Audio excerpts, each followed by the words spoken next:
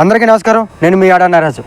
రేపు ఏపీలో జరగబోతున్న అసెంబ్లీ సమావేశానికి జగన్మోహన్ రెడ్డి గారు వస్తారా రారా అనే విషయం గత 2 రోజుల నుంచి చర్చ జరుగుతుంది. అదేవిధంగా నిన్న గత 2 రోజుల నుంచి కూడా ఎవరైతే రఘురామకృష్ణరాజు గారు ఉన్నారో రఘురామకృష్ణరాజు గారు కూడా ప్రత్యేకంగా చెప్పడం జరిగింది.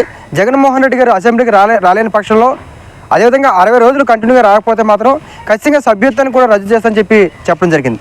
అయితే ఇప్పుడు ఈరోజు మనకు అందిన వార్త ప్రకారం రేపు జగన్మోహన్ రెడ్డి గారు అసెంబ్లీకి వెళ్తున్నారు.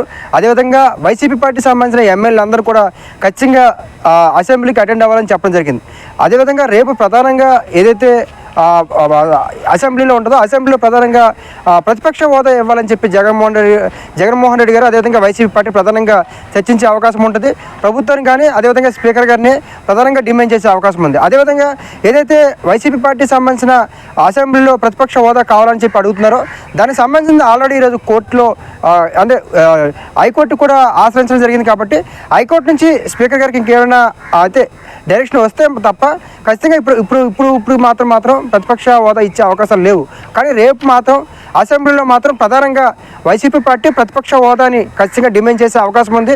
అదేవిధంగా హైకోర్టులో కూడా వైసీపీ పార్టీ తరపు నుంచి పిటిషన్ దాఖలు చేయడం జరిగింది. కాబట్టి ఖచ్చితంగా రేపు అసెంబ్లీలో జరిగే ఏదైతే జగన్మోహన్ రెడ్డి గారు రారు అని అనుకున్నారో అదేవిధంగా వైసీపీ సంబంధించిన ఎమ్మెల్యేలు అదేవిధంగా జగన్మోహన్ రెడ్డి గారు ఖచ్చితంగా రేపు హాజరవుతున్నారని కూడా మనకు అందుతున్న సమాచారం. కాబట్టి ఖచ్చితంగా జగన్మోహన్ రెడ్డి గారు రేపు అసెంబ్లీలోకి అటెండ్ అవుతారని తెలియజేయపరచడం జరిగింది. అదేవిధంగా ఎవరైతే ఎమ్మెల్యేలు ఉన్నారో వాళ్ళు ఖచ్చితంగా ప్రజా సమస్యల మీద అసెంబ్లీలో పోరాటం చేయాలి, అదేవిధంగా ప్రభుత్వాన్ని ప్రశ్నించాలని కూడా జగన్మోహన్ రెడ్డి గారు ఆల్రెడీ డైరెక్షన్ ఇచ్చినట్టు కూడా మన సమాచారం.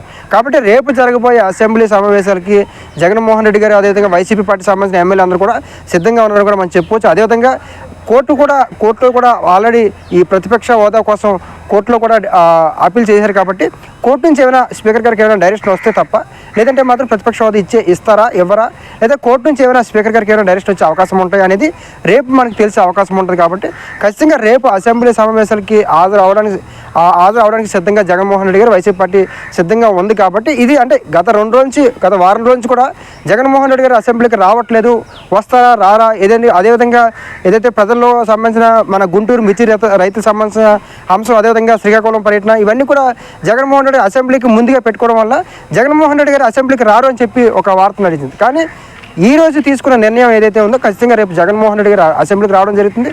ప్రతిపక్ష హోదా మీద మాత్రం ఖచ్చితంగా వైసీపీ పార్టీ బలంగా నిలబడే అవకాశం ఉంది.